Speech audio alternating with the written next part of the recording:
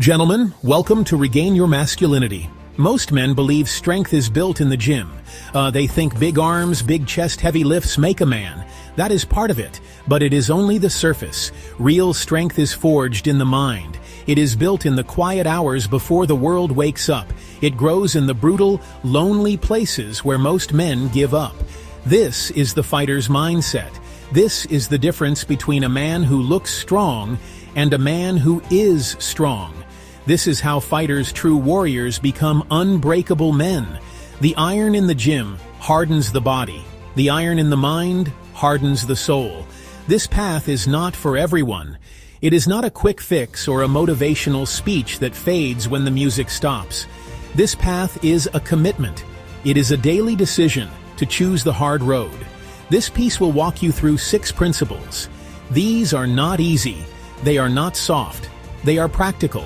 They are proven by fighters who step into the cage with everything on the line. They are proven by men who choose the hard road every single day, without an audience. Each principle is simple to understand. Each principle is incredibly difficult to execute. Read them, think about them, then act.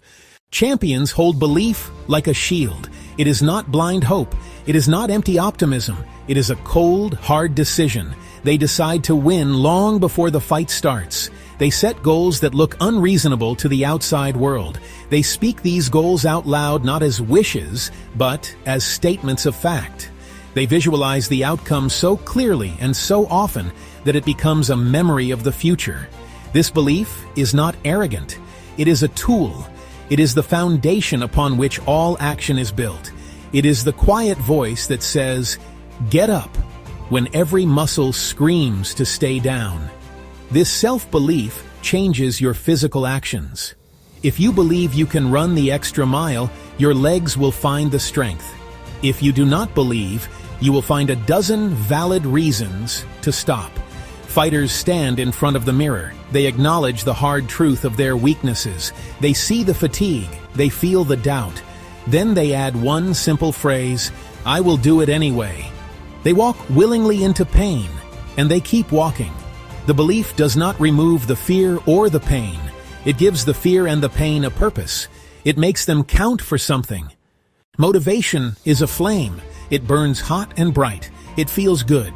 It can get you started, but it's unreliable. Emotions are fickle. They come and go with the weather. They come and go with your mood. They come and go with the song on the radio. Discipline is the hearth, the stone structure you build. It gives heat and light when motivation dies. It keeps you going when the wind blows and the rain falls. Fighters feel this in their bones. They don't rely on feeling good to train. They train when they're tired. They train when they're sore. They train when they're hurt. They work when the gym is empty. They work when the playlist ends. Discipline is small, conscious choices repeated. Wake up at 5 a.m., not because you want to, but because the alarm went off. Eat the clean food you planned, not because it tastes best, but because it fuels the mission. Show up even if you want to go home and sleep. Do the extra round. Clean your gear. Repeat. Weeks and months of small choices become who you are. Don't wait to feel ready. That feeling may never come. Build systems that work without your feelings. Set simple, non-negotiable rules. Then follow them. Shortest path from intention to results. Discipline is self-care, not punishment. Fear is not the enemy. Untrained, uncontrolled fear is the enemy. Fear is a tool. Fighters learn to use it like a sharpened blade. They use its energy to sharpen their focus to a razor's edge. Controlled fear makes you faster, more aware. Uncontrolled fear paralyzes. Controlled fear animates. When fear arrives, and it will, the first step is simple. Breathe. Then train this response. Put yourself in small, controlled, high-consequence situations. Sparring, safe danger. A cold shower, safe danger. Fear is energy. Don't say, "I am scared." Say, "My body is getting ready." Principle 4. Pressure shapes identity. Pressure is the quiet blacksmith of the soul. Soft lives create soft men. Fighters do not avoid pressure, they choose it. Your identity is not formed when things are easy. It is forged in moments of extreme pressure. When you are exhausted and you answer the bell for the next round anyway, you learn who you are. Pressure reveals character, but it also builds it. Each time you withstand it, you become more resilient. The easy path does not change you. It leaves you as you are. A muscle does not grow from lifting a weight it can already handle. It grows from the stress of a heavier load. Your character is the same. Welcome the pressure. It is the only thing that can make you into the man you want to be. See Section 6, Principle 5, Handling Failure. Every single fighter knows the taste of loss. They have all been submitted. They have all been knocked down. They have all had their hand left unraised at the end of a fight. They learn quickly that loss is a lesson, not a final verdict. The champion and the amateur are separated by how they process that failure. The amateur internalizes it. He lets it become his identity. The champion externalizes it. He looks at the fight tape like a scientist studying data. What failed? What did I control? What can I do differently next time? Failure is just feedback, if you choose to see it that way. When you lose, when you fail, you must detach your ego from the event. The failure is not you. It is a result of a process that needs to be fixed. Write down what happened. Be clinical. Be objective. Remove the emotion from the list. Get help.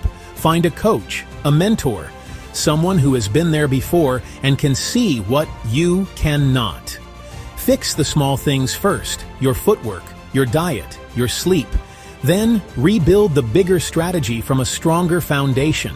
The mind of a champion treats failure as a necessary step. The step might be sharp. It can cut you if you are not paying attention. But you must step on it and use it to move forward. The man who treats loss like the end of the road will never grow. He will forever be stuck at the point of his last defeat.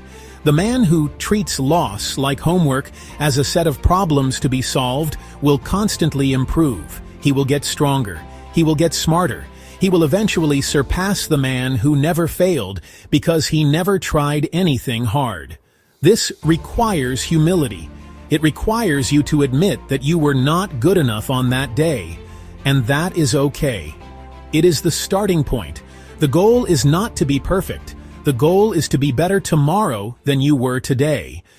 This mindset isn't a costume you wear for 2 hours a day. It's a philosophy for life, for your work, your family, for every difficult hour you will ever face. The discipline of a fighter helps you manage your finances. The ability to control fear lets you have a hard conversation with a loved one. The resilience built by pressure makes you a leader when a crisis hits. You don't have to be a professional fighter to live like a warrior. Just adopt the principles. Choose purpose over ease. The body shapes the mind. The mind commands, but the body teaches. Heavy lifts and grueling sparring expand your definition of what you can endure. A physically exhausted body creates a calm mind. This is about using physical hardship to inoculate yourself against life's inevitable struggles. The goal is to build a body that can perform. The greatest fights are the ones no one ever sees. They are the quiet fights. They happen at 4 a.m. when the alarm goes off and your body wants to stay in the warm bed. They happen in the moment of choice between the easy meal, the disciplined one. They happen when you choose to keep your word when it is inconvenient. The man who consistently wins these small, silent battles is the man who wins in the arena when the lights are on. He is steady when the crowd roars its approval. He is just as steady when no one is watching at all. His character is his constant. Choose the quiet fight. Every day, do your reps, make your calls, keep your word, write your plan. In the end, life does not measure you by the one big moment of glory. It measures you by the composite of your million small choices. The big moments are born from them. The victory in public is earned in all the work you did in private. So focus on that. Focus on winning the war against your own internal weakness, one small battle at a time. That is the path. There is no other. If you want to change, you must do something now. Not tomorrow, not next week. Now. Stand up. Take 3 deep, slow breaths. Find a piece of paper and write one sentence in bold letters. My goal is, put it where you will see it every single day. Then do one small physical action toward that goal today. Just one. Make the next action just as clear. Change a rule in your life. No screens an hour before sleep. Train for 30 minutes 3 times this week. Say no to one thing that drains your energy. Add one man to your circle who makes you better. Start.